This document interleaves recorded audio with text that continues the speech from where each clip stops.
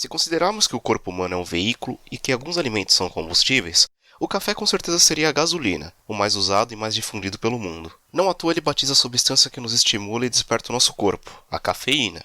Porém, fora toda a química, o café é uma delícia. Seja como bebida, seja como ingrediente de doces e ouso dizer, até como aquelas balas de café que ficam tomando sol no painel do seu carro, até que você fique sem nada para comer enquanto dirige de São Paulo até Águas de São Pedro numa tarde calorosa. Ele estimula, ele aguça os sentidos, ele o tira da letargia, e quando se exagera, você ganha uma boa insônia e gastrites que te acompanharão por toda a vida. Mas você não conseguirá parar de tomar mesmo assim, porque ele é especial. Hoje, o episódio é um dos mais pedidos pelos ouvintes. Vamos falar de café. Vamos lá? Tá ouvindo esse barulho? Refogado.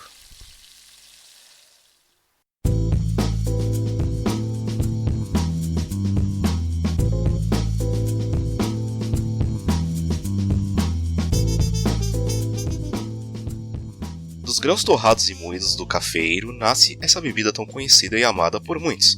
Porém, nem sempre foi consumido assim. Reza a lenda que um pastor da Etiópia, ao ver seu rebanho de carneiros comendo folhas e frutos de certas árvores, se tornaram mais espertos e enérgicos. Assim que Caldi, o pastor, experimentou um dos grãos, corajoso, né? Já que poderia ser veneno para humanos. Ele se sentiu mais desperto e, após isso, informou monges da região, que imediatamente pegaram alguns grãos e fizeram uma infusão com água quente. Melhor ideia do mundo, vamos pegar grãos que não conhecemos e cozinhá-los e beber.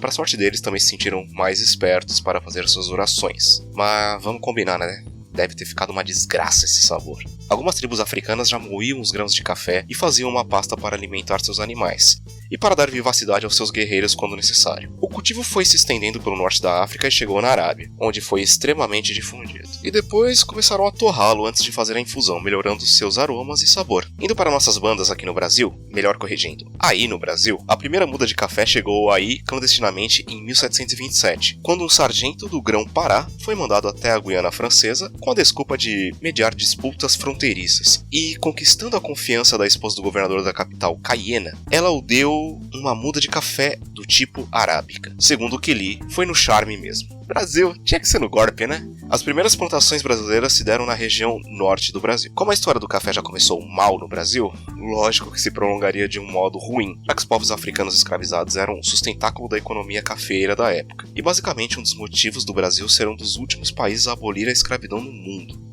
E ademais, de queimar a maior parte dos documentos sobre a escravidão no Brasil, justamente para que não houvesse cobranças ao Estado dos escravizados, que agora seriam inseridos na sociedade, a contragosto da mesma. E lembrando que até hoje essa inserção é uma dívida do Estado. Basicamente, como um projeto de eugenia para embranquecer a raça brasileira, como consta nos documentos públicos da época, começaram a trazer imigrantes para trabalhar nas lavouras. Se você quiser saber mais sobre, recomendo muito que siga o Twitter do grande Ale Santos, @SavageFiction, que conta em threads extremamente didáticas as histórias do povo negro pelo Brasil e pelo mundo. Voltando ao café em si, ele é uma bebida de paixão nacional. Afinal, quem não se lembra de acordar com aquele cheirinho de café coado na hora, dominando a casa e anunciando os berros olfativos que era hora de despertar e comer aquele pão quentinho e falar para sua família do sonho bizarro que você teve envolvendo a vovó Mafalda, a nave da Xuxa e o Evair, atacante do Palmeiras dos anos 90. Existem centenas de variedades de grãos de café, mas duas são comercializadas internacionalmente, que é o arábica e o robusta. As diferenças são bem grandes, apesar de serem da mesma família. O arábica, apesar de ser mais frágil, é a variedade mais plantada no mundo, dominando 3/4 da plantação, por ser a variedade mais aceita e difundida por alguns pontos, como por exemplo a variedade muito maior de aroma e de sabor, um maior teor de açúcar que o robusta, entre 7 e 9%, ante os 3 e 5% do robusta, e seu nível de cafeína é metade do nível da variedade robusta. Não é à toa que todo café considerado gourmet é 100% arábica. Mas essa é uma informação técnica que eu não darei 100% de certeza, afinal ela vem da minha pesquisa. E não dá pra acreditar em tudo que você vê na internet. Pode ser que existam blends entre arábica e robusta que sejam gourmet. Agora a variedade robusta é a mais pungente e forte, menos doce, com menos aromas. Sua vantagem está na produção, já que é mais forte contra pragas e floresce mais de uma vez ao ano. Basicamente a indústria utiliza o robusta para fazer café solúvel. Então tá explicado porque ninguém gosta dessa droga de variedade. Nem as pragas do café comem isso, e ainda utilizam ela para fazer esse necrochorume seco que é o café solúvel. Desculpa se você gosta de café solúvel, mas é ruim pra diabo. E eu acho que o café solúvel deveria ter outro nome, do tipo apresentado, algo como pó solúvel tipo café. Que droga, cara. Aqui no Chile, quando eu cheguei, as pessoas só tomavam café solúvel. Hoje, já chegaram alguns cafés melhores, mas a tradição continua a mesma, café solúvel dos infernos. Acalmem. Por curiosidade, o Brasil produz as duas variedades. E falando em produção, o Brasil ainda é o maior produtor de café do mundo, seguido de Vietnã e Colômbia. Nas terras tupiniquins, o costume é passar o café. Com isso eu quero dizer que usamos um filtro de pano ou de papel com um coador. Se coloca o pó e jogamos água quente por cima, cobrindo todo o pó. O famoso café coado. No Brasil também tomamos muito expresso italiano, onde se coloca o pó prensado numa máquina específica para tal, e a água passa com pressão e calor, fazendo um café mais forte e pungente. Imagino que menos conhecido, porém mais difundido nos últimos anos, a prensa francesa consiste em um recipiente com uma espécie de prensa, onde você coloca o café, misturando com água fervente e prensa todo o pó para baixo. Pra quem não sabe, a prensa francesa também serve para fazer aquele leite cremoso, aquele dos cappuccinos. É só colocar o leite quente em pouca quantidade na prensa e ir prensando o leite até que ele fique cremoso. Temos também o café turco, que basicamente se mistura no mesmo recipiente, especial para isso, água quente e o pó. Não se filtra. E se você for do métier, você ainda pode ler o futuro de quem bebeu esse café, na borra que sobrou na xícara. É, pessoal do Magicando. Tô falando de vocês. Aproveitem e escutem o Magicando, sua dose semanal de capirotagem. Busquem nos agregadores o Magicando com CK. A cafeteira italiana é uma garrafinha de aço inox, que passa o café por pressão, e também é uma alternativa ao café coado, e pode ser usado tanto com seu filtro metálico, quanto com filtro adicional de papel, específico para ela, é redondinho assim, cheio de furinho. Falando de filtro, o nosso tão comum filtro de café de papel foi inventado por Melita Bendtz, uma mulher alemã que, sabendo que as máquinas de café expresso da época, e eu tô falando de anos 10, então imagina, deixavam muitos resíduos na bebida. Ela resolveu fazer pequenos furos em uma caneca de metal e colocar um papel absorvente acima da caneca, para filtrar a parte mais fina do café. O sabor conquistou toda a família, e logo ela resolveu abrir um negócio. E é uma história bem longa, mas basicamente foi isso. Um caso interessante é que minha avó paterna, Dona Iracema, além de usar borra de café já coado para adubar e proteger as plantas de pragas, jogando um pouquinho na terra, ela também gostava de usar um pouco da borra antiga com o pó novo para fazer um novo café. Sinceramente, nunca perguntei para ela o porquê, e eu nunca soube o porquê. Talvez porque para ela o sabor fica bom, ou quizá seja alguma herança de época de vacas magras para economizar. Vai saber. Já no outro lado da família, meu avô materno sempre bebeu café na mesma caneca de metal enloçado bege dele. Eu acho que no Brasil chamam de manhágata esse tipo de metal enloçado. E era algo sagrado, como um ritual. Ele acordava muito cedo, lá para umas 5h30, 6, antes de todo mundo. Passava o café no filtro de pano, tomava seu café nessa caneca. E a minha avó, sua mulher, ela uma vez estava tão cheia de coisas na cabeça, que em um mesmo dia passou um café sem colocar o pó no filtro, e colocou açúcar no feijão, que estava cozinhando. Minha mãe, muito sacana, ainda fez uma musiquinha para tirar uma chifra da sua própria progenitora, que era mais ou menos assim: coitadinha da vovó, põe açúcar no feijão e faz um café sem pó, tchá tchá tchá. E isso há de eterno, até que minha avó ficou bem nervosa. Passei alguns anos da minha vida sem poder tomar café, por uma gastrite nervosa, mas consegui voltar aos poucos a tomar sem que ele me fizesse dano. E hoje, vez ou outra, ainda paro por aí para tomar um expresso em homenagem à minha mãe, que sempre arrumava 5 minutos do seu dia para sentar em um café e tomar o seu expressinho, tranquila. Não importava quão ruim ou corrido fosse o dia. Só uma coisa, ela espirrava adoçante no café, que eu sempre abominei. Eu detesto adoçante, detesto coisas muito doces. E no geral eu tomo café bem puro mesmo, ou só com uma pitada mesmo de açúcar para quebrar o amargor. Nunca para adoçar, eu não sou chegado a café doce também. Até porque a mistura de café e açúcar aumenta a minha gastrite. Agora nós vamos com a nossa correspondente nacional / internacional, Natália Trivelloni. Ela conhece bastante de café e já viajou em vários lugares, então ela vai contar as suas experiências. E aí, Nath? Conta pra gente suas histórias com café. Olá a todos e todas, olá a todos, eu sou Natália Trivelloni, eu sou uma cientista social que é apaixonada por café. O Caio me convidou para falar um pouquinho sobre uma experiência que eu tive com o Kopi Luwak. Vocês sabem o que é o Kopi Luwak? Se você gosta de café, provavelmente você já deve ter ouvido falar deste café. Se você não gosta de café também, porque divide muitas opiniões. Ele é aquele famoso café do cocozinho do bichinho. Pois é. A grosso modo, falamos assim. Mas, como a gente gosta e como eu gosto também de contar histórias, a gente vai aprender o que realmente é o Kopi Luwak. Ele é originário da Indonésia, apesar de outras regiões da Ásia também utilizarem o mesmo processo de fabricação deste café, que é o café mais caro do mundo. Sim, e vocês vão entender por que ele é caro. Um dos motivos é porque a produção dele, ela é uma produção tanto quanto limitada devido ao processo, e isso a torna também ainda mais exótica. Coffee significa café. Luwak é o nome de um bichinho. O luwak, ele é conhecido como civeta. Ele é um mamífero muito parecido com um gato. E o que acontece? Para a civeta ou luwak, são oferecidos os frutos do café.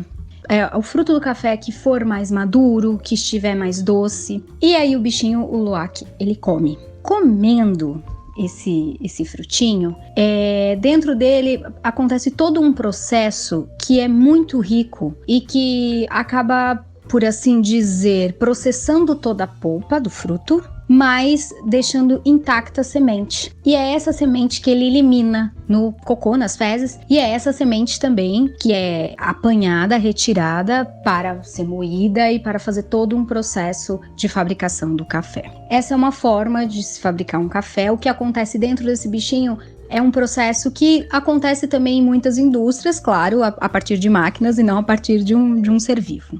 A minha experiência com o Coffee Luwak se deu há alguns anos.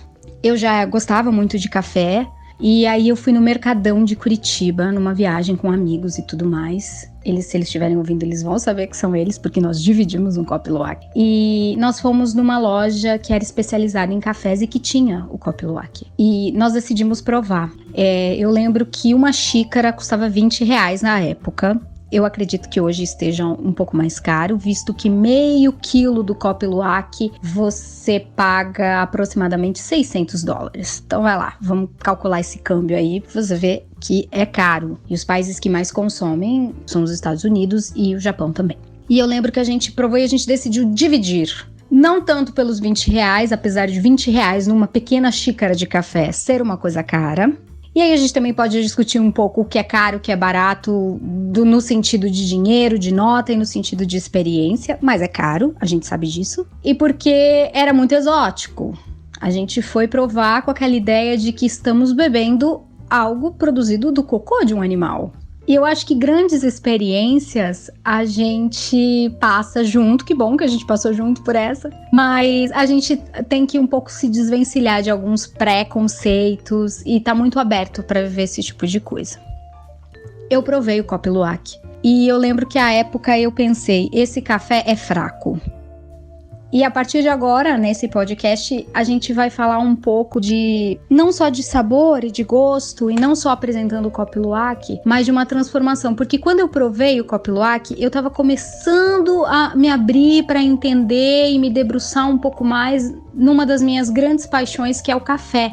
Então, naquele momento em que eu provei e falei, este café é fraco, eu não tinha muita referência para nomeá-lo diante daquilo. O que eu tava falando era de acordo com o meu paladar transitório. E quando eu falo que o meu paladar estava transitório, era porque eu tava me embrenhando para entender um pouco mais outras produções de café que não fossem aquelas em que eu chegue no supermercado e que eu compre aquela marca que é industrializada e tudo mais, e que a gente passa o cafezinho em casa. E eu tava um pouco assim, curiosa em entender outras formas de produção, quem que produzia, e eu acho que isso é muito importante.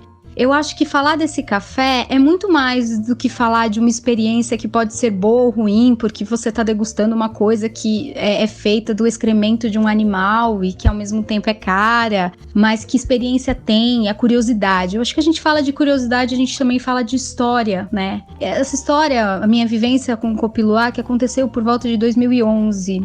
E não era tão democrático se falar de cafés produzidos por pequenos produtores. Quando eu falo não era democrático, não chegava a gente não tinha essa escolha porque não existia muito, tudo era muito caro, né? A gente também não se falava abertamente de que podemos provar outros cafés na cidade grande como São Paulo, que é onde eu vivo, aqui no Brasil, podemos provar outros cafés que não sejam aqueles que estão nas prateleiras do supermercado. Então era um nicho assim muito para além do gourmet, que é uma palavra que a gente usa aqui muito no Brasil e que significa um diferenciado, e erradamente muitas vezes a gente associa isso a algo que seja melhor. A gente não tinha, então você tinha que ir em lugares específicos. E depois disso eu comecei essa minha busca. Tanto é que quando eu trago a história do Kopi Luwak, eu trago uma história que você pode acessar no Google, você vai ter essas informações. Mas o que eu quero dizer para você é que quando eu gravo isso e eu falo dessa experiência e eu conto a minha história com café, a gente traz marcas muito afetivas. O que eu vou falar tem muito pouca técnica, porque eu não estudei para isso, mas tem muita paixão. E não estudei assim profundamente, não me debruço exclusivamente nisso, mas como apaixonada eu busco entender um pouco melhor, fazer outras escolhas, eu busco conhecer os produtores que estão por trás disso. Então, porque o café é isso. Porque o café entrou na minha vida desde que eu era criança, eu me conheço por gente. Na minha casa sempre teve uma garrafa térmica e o café coado. Desde cedo. E por mais que ainda tivesse uma quantidade razoável na garrafa térmica, quando chegava uma visita, a gente passava um cafezinho novo. Passar café aqui no Brasil, vocês que são do Chile talvez estejam ouvindo aqui, passar um cafezinho é fazer um café coado, no método coado, um coador simples, né? Não precisa ser um V60, né, uma coisa assim, mas um coador simples. E o café, pra gente, pra nós brasileiros, ele é um condutor, ele é um mediador de conversas, de encontros, de pausa, de acolhimento. O café pro brasileiro é isso. Historicamente, o café teve um peso muito grande, principalmente nessa região que eu vivo em São Paulo, aqui no Brasil. Na região em que eu trabalho, que é da Avenida Paulista, que foi primeiramente habitada e construída para que os barões do café vivessem, ele está intimamente ligado à minha vida. E quando eu trago a história do Kopi Luwak para contar para vocês, eu não só trago dados que vocês possam encontrar em qualquer lugar, mas o que eu quero dizer é que o café, ele nos permite contar e construir histórias. E naquele momento eu falei, o Kopi Luwak, ele é um café fraco, porque o meu paladar, ele estava muito acostumado a consumir o café com pelo menos 3 colherinhas de açúcar, o que era muito. Hoje em dia, nesse processo transitório, nesse processo nessa busca, eu acho que a transição eu já passei, mas que eu tô nesse constante movimento de buscar entender um pouco mais o café, experimentar o café, e sentir aquele aroma, e saber diferenciar, entender o que eu gosto ou não. Eu não falaria pra você, é um café fraco. Não, eu entenderia que hoje em dia ele é um café mais doce, porque o fruto dele é necessário estar doce para passar por esse procedimento todo. Hoje em dia, se eu provasse novamente um Kopi Luwak, eu acredito que eu não diria que o Kopi é o meu café favorito no mundo, apesar de ter toda essa excelência na sua produção. Eu diria, é um café que é agradável, mas que não faz parte do meu paladar, que é outra coisa que a gente chega também, que é essa questão da técnica e do paladar. A gente vê isso muito quando se estuda bebidas. Eu estudei durante um tempo, eu sou uma sommelier de cachaças, essa bebida produzida e genuinamente brasileira, e uma das coisas que a gente aprende é que você pode ter uma cachaça extremamente equilibrada, respondendo a todos os padrões que se é exigido em termos não só de sabor, de gosto, de equilíbrio, alcoólico, mas se uma pessoa beber aquela cachaça e falar ela não agrada o meu paladar, ela não agradou o paladar. Isso é importante, a gente também se identificar com aquilo que nos agrade. Eu diria que o Kopi Luwak para o meu paladar hoje, apesar dele ter essa excelência e todos esses quesitos, ele é um café agradável, mas não seria o meu café preferido. E é isso, né? Foi uma experiência muito bacana que eu vivenciei com alguns amigos. Eu acho que se as pessoas que gostam de café tenham essa curiosidade, experimentem e entender que também as nossas escolhas, seja no cafezinho e seja aquilo que a gente traga para o nosso prato, para a nossa mesa, elas sempre são escolhas bastante políticas. E quando a gente fala nisso, entender que hoje, democraticamente falando, nós conseguimos olhar e perceber que existem outras formas do nosso alimento ser produzido. Existem outras formas do nosso café também ser produzido. Não só a forma industrial, que muitas vezes, se tratando do café, Isso eu não vou entrar em méritos técnicos, mas passa por uma torra alta, né? E o café, muitas vezes, que a gente compra no supermercado aqui do Brasil, ele vem completamente misturado com galho, com folha, com outras coisas, e passa por uma torra alta para chegar naquele pacotinho que você vai consumir em casa. Mas é importante dizer também as questões dos valores, que é um café mais acessível. E aí, aqui como no Brasil, a gente tem o café como esse condutor que eu falei, de histórias e de encontros, e ele é essencial na casa dos brasileiros, e ele é essencial no momento de pausa, de reunião e tudo mais, a gente acaba se perdendo ou não tendo conhecimento disso. Hoje aqui a gente já consegue falar sobre pequenos produtores, já tem encontros de pequenos produtores. E quando eu falo aqui, eu falo São Paulo, e também tendo uma visão de que eu estou numa cidade grande e que é gastronomicamente bastante favorecida e que me proporciona ter este trânsito. Não só em lojas especializadas, em cafeterias especializadas, como também nós temos um grande movimento de uma geração de baristas incríveis. Então, hoje em dia, a gente tem as grandes marcas de cafeterias, e isso eu não estou falando dessas cafeterias meio fast foods que você encontra em qualquer lugar, assim, se tratando novamente o referencial de São Paulo, que é uma cidade grande. A gente tem muito Brasil dentro de um só Brasil. Então, trazendo essa referência de São Paulo, durante muito tempo você queria tomar um café, você tinha uma assinatura, né? Que você sabia exatamente que naquela esquina tinha um Franz, que naquela esquina você tinha uma Offner, que naquela esquina você tinha tal coisa. O que a gente tem hoje são produtores de café, pessoas que têm todo um trabalho, desde o momento da plantação até a colheita, que tá ali, que tá junto, que trabalha o terroir, que escolhe o que vai ser feito, que sabe exatamente o que vai servir para o seu cliente à mesa, de publicidade, tá nesse tete-a-tete, e oferece inclusive vivências, né, que são os cuppings de café, que é quando você faz degustação de café, até as lojas que vendem café a granel e café com todas essas histórias, dos produtores de Minas Gerais, produtores do interior de São Paulo e outra coisa. E nós temos essas lojas grandes, e nós também temos uma geração de baristas incríveis, com cafeterias que são cafeterias menores em termos espaciais, mas também eu gosto de usar essa palavra menor, mas trazendo ela mais para um âmbito intimista do que um boom de marca. Então você tem cafeterias pequenininhas, a gente está falando de espaço físico, mas que tem uma riqueza incrível, e uma geração jovem de baristas que dominam muito essa arte de café. Então, em São Paulo, eu poderia citar nessa toada de cafeterias que são mais intimistas, com baristas incríveis, a Sou Café, que fica na Rua Augusta, a Clemente Café, que fica na Vila Mariana e também próximo da Estação Brigadeiro, o Astronauta Café. A gente tem uma infinidade delas, de baristas homens e baristas mulheres também. E temos as que são maiores e que têm uma assinatura maior e que tem todo um processo da fazenda, que são responsáveis do processo da colheita até o processo de chegar à mesa e servir o cliente. Como um Coffee Co., que eu já tive uma experiência incrível, eu super recomendo. Não só pela qualidade do trabalho com que é feito, mas pelo acolhimento que a gente tem nos cups, e entender e aprender a degustar. A gente tem o Coffee Lab, que também é bastante famoso, e enfim. Então eu espero ter contribuído um pouco sobre essa questão da paixão do café.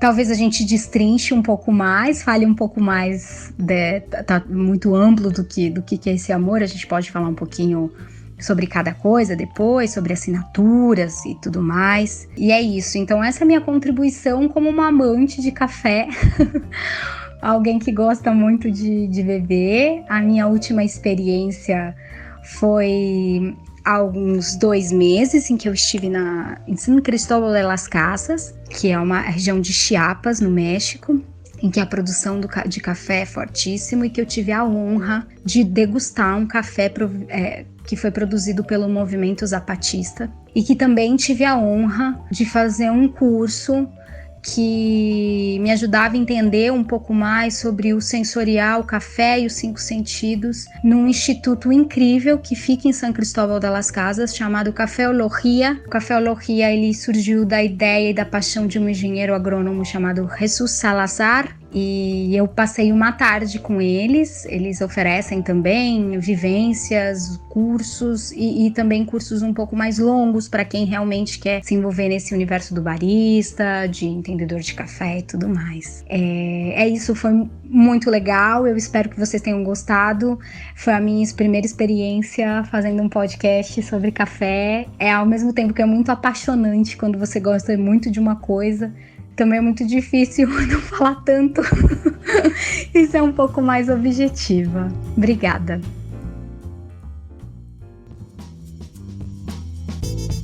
Bom, e como você gosta do seu café? Puro, com açúcar, com complementos, com chantilly, um copo branco de papel com logotipo verde e um monte de hipsters ao redor? Não importa como, o que importa é que o café sempre está presente em nossas vidas. Eu recomendo que sigam a Nath no Instagram, ela está como Nath Trivelloni, @NathTrivelloni, e se você quiser falar mais sobre, eu estou no Twitter e no Instagram como o Caio-san. Um abraço, pega um cafezinho que agora tem o mural de recados, então eu te espero.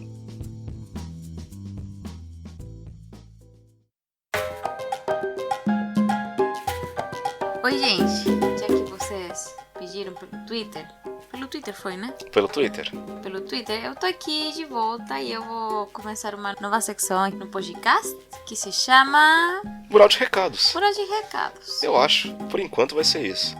Sim, por enquanto. Tá Pode bom. ser alguma coisa como fundo da panela ou conversa de cozinha. Conversa de cozinha é legal, né? Eu gostei de fundo da panela. Fundo da panela você vê aquela crosta de arroz queimado lá, de tirar.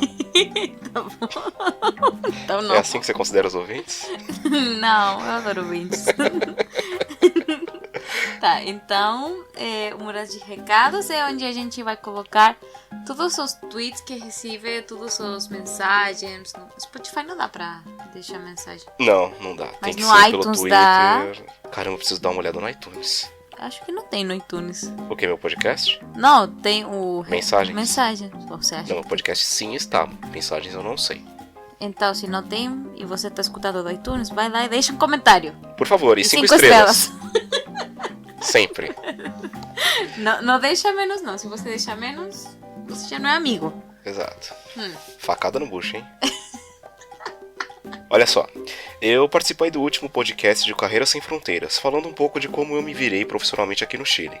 Quais foram minhas dificuldades e causos engraçados. E já fica meu muito obrigado ao Fabrício Carraro e ao Gabs Ferreira pelo convite. Cara, eu gostei demais de gravar esse programa. Escutem o Carreira Sem Fronteiras da Alura Línguas, principalmente você, brasileirinho que está pensando em se mudar de país. E principalmente você, brasileirinho, que acha que fala espanhol, né, Rosário? É isso, uma mentira. Eu tô Nós, falando pra você, Leandro. nós conhecemos muitos brasileiros que acham que falam espanhol e ficam embromando aqui. Eu posso nombrar uns 3 agora. Um deles também é o irmão do Caio. Esse não tem nem... Tem nem o que falar, né? Tá bom, continua. E agora a Alura Línguas tem um curso de espanhol, então aproveitem. Carreiras Sem Fronteiras Podcast e Alura Línguas. O Marcelo Cafieiro e o Rodrigo Cornélio do podcast Entre Fraldas. Entre fraldas. Eu adoro o início desse programa, muito lindo. Acho que é a Alice que fala, não sei, bom, eu tenho que perguntar pra eles. Né? Eles citaram o refogado como um para casa, e traduzindo pros paulistinhos igual eu, lição de casa. Eu fiquei muito feliz de participar desse quadro, porque, porra, primeiro que eu participei indiretamente do Entre Fraldas, segundo que, os dois, eles me escutam. Eu acho isso demais. Eu escuto o Entre Fraldas há muito tempo. Não sei se é claro, mas vocês devem lembrar, eu fui um ouvinte que mandei dicas de como funcionam catástrofes e terremotos aqui no Chile. Lembra? Que rolou um terremoto no México, vocês fizeram um programa especial? Esse aqui é um momento fã de Caio. Dá licença, eu sou fã.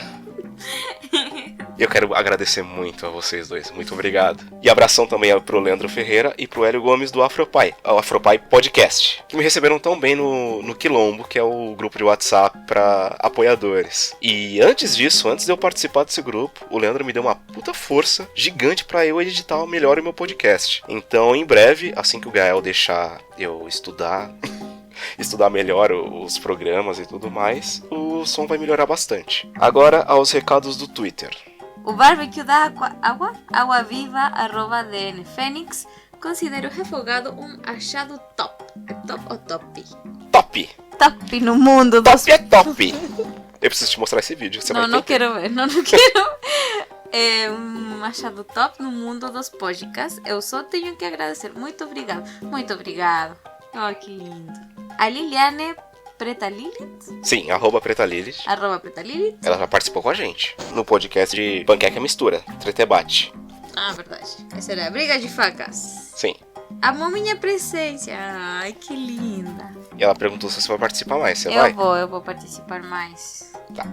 Às vezes com mais ganas que outros dias, mas eu vou participar, tá? Prometo. O Bêbado Coerente, @Lionel Leal, mandou uma foto de moqueca muito apetitosa, já me cobrando para um episódio sobre a iguaria baiana. Não sei o que é iguaria baiana, porque me olha assim, muqueca. Também não sei o que é muqueca. Também não sei. Sou chilena, né? Moqueca é um prato baiano, com bastante tempero, azeite de dendê, peixe e um monte de coisa, né? É um gumbo, é um cozido, né? Mas bem com a cara baiana, assim. Eu não sei fazer, eu acho que é bem complicado fazer. Então... Mas ele se ofereceu para me ajudar numa futura pauta, possível futura pauta. Lionel Leal, você deveria invitar a gente a comer muqueca. Não Também. ajudar o podcast. Também, não. Me ajuda aí. Invita a comer, eu não conheço. Tá. Conhece. Conheço? Pior que conhece. Nós comemos muqueca uma vez que eu pedi num restaurante de uns brasileiros. Era tão sem graça que nem... Ah, isso não conta, não, Caio. Era muito sem graça. Não que, conta. Não, isso não conta. né? Não conta mesmo, Como gente. curar não conta com esse restaurante. Era não uma conta. droga. Eu também quero mandar um abração pra Aline Hack do Olhares Podcast, nossa nova ouvinte. E escutem o Olhares. O último que eu escutei foi o de Mãe Solo. Aliás, que difícil deve ser Mãe Solo, né? Não sei se quero falar muito com isso, né? Eu sou uma filha de uma mãe solo. Então você tem propriedade pra falar. Não sei, amor, é que é um tema bem... Difícil, né? Sim. A sua criação foi bem difícil, certo? Certo. Então, tipo, pra sua mãe e tudo mais, pra família. Sim, Nós que... Mas eu não escutei o podcast, então não sei que... Certo, então escuta você também depois. Sim, eu acho que sim, vou escutar, com certeza. E um beijão, Aline. Beijo, Lina, obrigado por escutar. E também teve a Thaís, @_ Thaís Pérez, com Z, que viu um link e lembrou do meu podcast, enquanto chorava por não estar em Santiago. Thaís, tá frio pra cacete aqui. Tá muito frio, não chore não. A Mas lágrima vai congelar. eu desfrutei pra caramba o seu link. Até porque tem um restaurante que a gente quer ir que chama Decaie. E tem vários restaurantes, né, nesse link onde almoçar em Santiago por menos de 5 mil pesos. Que em real seria mais ou menos, sei lá, 25, 26 reais, né? É um bom preço. Acho que 30 é demais, hein? Talvez. Quem converte não se diverte.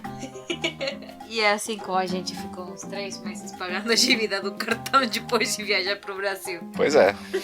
Mas foi divertido. É, foi muito divertido.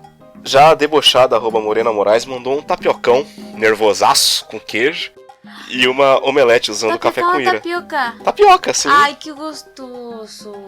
Eu adoro tapioca. Quer que te mostre a foto? Não, Tá bom. eu vou querer comer tapioca. Eu já comi bastante agora. E a Cristina Bruno, @aquela Cristina, mandou fotos de uma feirinha com comida latino-americana. Arepa, empanada colombiana e paparaiena. Isso lembra que eu preciso gravar um podcast de empanadas chilenas e talvez outras. O Everton Souza, na hashtag Café com Ira, mandou seu café da manhã. Low carb, com omelete e café preto, para começar bem o dia. A Flávia Skioncat, ou @Flanzier. Flávia, me desculpa se eu errei seu sobrenome, tá? É muito provável que Eu acho que é Skioncat, mas eu não tenho certeza. Não, eu não sei. Né? Ela ouviu o pessoal da Entre Fraldas falando do nosso podcast e ouviu o nosso podcast. Yay, E como resultado, Flávia. fez pipoca e temperou com merquém. Bateu saudade de Santiago. E a comida caseira daqui. Ah, mas tá muito frio agora, não vai ter saudade não. É, tá bem frio aqui. Tá muito gelado aqui. Mas muito obrigado, Flávia. Então manda sua foto de peripécia culinária pra gente e me marca lá. Ah, não, marca o Caio. Eu tô lendo, gente. Marca a desculpa. Rosário também, mas me marca. Melhor me marcar porque Marca ela vai ele, ler. porque eu não consigo muito entender Ela fica me o stalkeando, Twitter ela vai ainda. ver. Marca lá o Caio-san. E se for foto de café da manhã, não esqueça café com mira. Hashtag Café com Ira. Hashtag café com mira. E aí, gostou da sessão de recados? Eu gostei. Você é dona dessa porra agora. Mas não tão dona assim não, né? Não, é dona da sessão de recados. A mãe senhora da secção de recados. A senhora da sessão de recados. Parece uma série do Netflix. A mãe senhora. A mãe senhora? Ama e senhora. Ama e senhora. Tá certo. Bom, gente, então é isso. Final do programa. É isso. Um abraço e até mais, né? Não, a gente já falou que se vocês gostaram do programa, pode ir e pode comentar, tá bom? Por favor, Por comentem favor. no Instagram e no Twitter. Dá 5 estrelas. Só se tem coisa boa. Se não tem coisa boa, fala por interno aí. Fala tipo, você vacilou, mas manda uma DM. Manda uma mensagem, tá? Manda uma DM pra gente. E que mais?